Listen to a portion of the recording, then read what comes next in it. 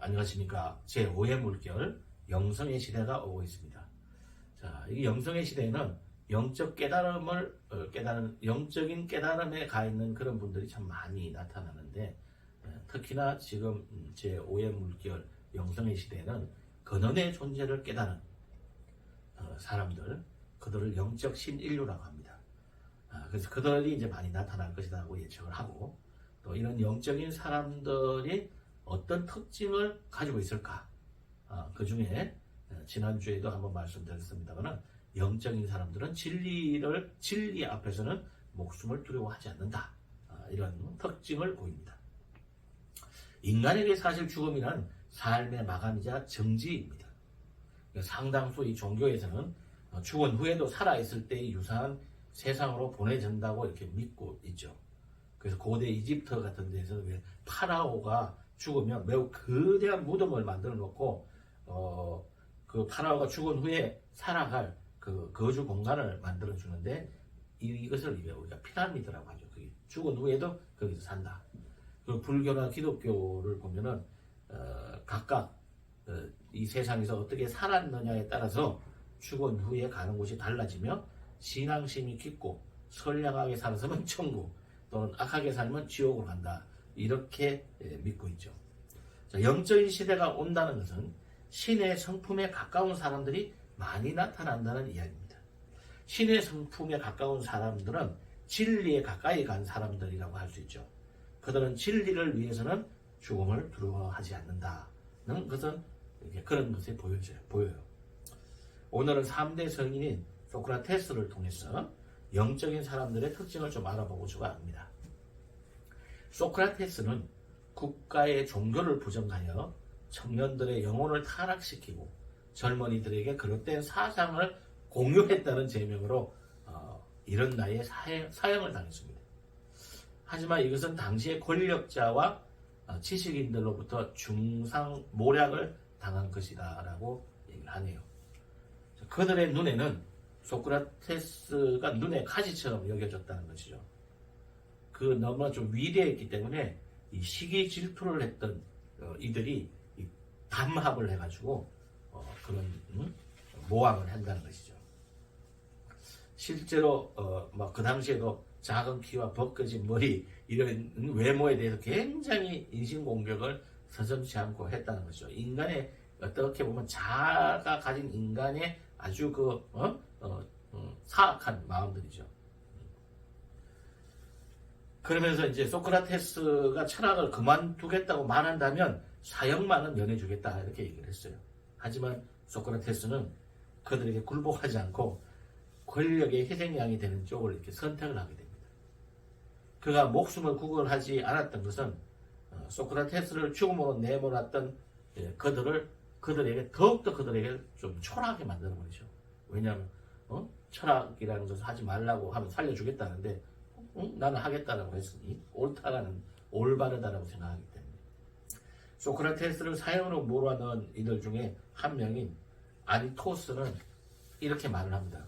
야, 소크라테스야, 나도 그대가 죽는 걸 바라지 않는다. 그러니까 철학을 그만두겠다고 말하면 그러면 당신을 내가 무죄라고 하겠다. 이렇게까지 했어요.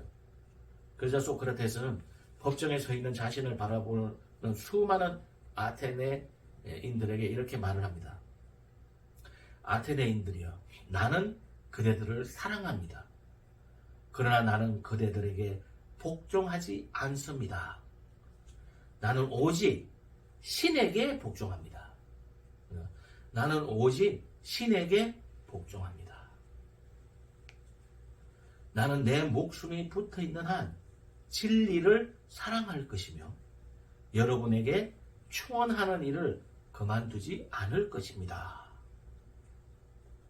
그러면서 아침이면 일어나 광장에 나가서 젊은이들과 이야기하는 오랫동안 내가 해오던 일을 버리지 않을 것입니다 라고 합니다. 그대들은 위대하고 지혜롭고 씩씩한 아테네 시민입니다.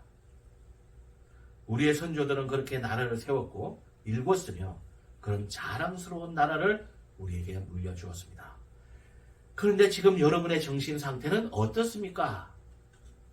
장사꾼처럼 온통 돈벌레에만 눈이 멀어 있지 않습니까? 참된 명예에 대해서, 진리에 대해서, 그리고 고매한 영혼에 대해서 아무런 신경도 쓰지 않는다면 이것이야말로 부끄러운 일 아닙니까? 이렇게 말을 해요. 그러면서 여러분은 덩치가 크고 혈통이 좋은 말입니다. 그러나 덩치만 크고 굶던 말입니다. 이런 말에게는 착 달라붙어서 괴롭히는 덩해가 필요합니다. 나 소크라테스는 여러분의 덩해인 것입니다. 이렇게 얘기를 해요. 덩해가 뭐냐면 이게 이 쇠파리 같은 건데, 쇠파리 같은 건데, 이 소나 말, 때로는 사람 등에 이렇게 사람 같은 말 등에 이렇게 붙어가지고 새까맣게 피를 빨아먹는 그 흡혈귀 같은 거예요. 굉장히 따갑죠, 이게. 이 고통을 줘야지만이 자꾸만 올바른 생각을 한다, 이런 얘기예요. 그러면 죽음을 두려워하는 나머지 불의에 굴복하는 일은 결코 없을 것이며, 불의에 굴복하기보다는 차라리 기꺼이 이 자리에서 죽음을 택할 것입니다. 이렇게 얘기를 해요. 진리를 위해서 죽음을 두려워하지 않는 겁니다. 이 소크라테스는 아테네인들의 사상을 비난하고 잘못된 것을 채찍질을 했습니다. 마지막까지 뜻을 굽히지 않고 소신 있게 그렇게 말을 했던 것이죠. 소크라테스는 그렇게 하죠. 세상을 움직이려면 먼저 자기 자신을 움직여야 한다.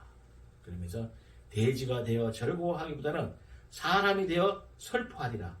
배부른 돼지보다는 고뇌하는 돼지가 되라. 이렇게 말을 했습니다. 지도자는 물과 같이 온화하되 안으로는 굳세어야 합니다. 내 마음은 관상가가 하는 말과 같이 실로 흉악함에 가득 차 있습니다. 다만 그것을 잘 통제하여 행동으로 나타나지 않게 할 뿐입니다. 우리 마음속에는 그렇게 다 있다는 거죠.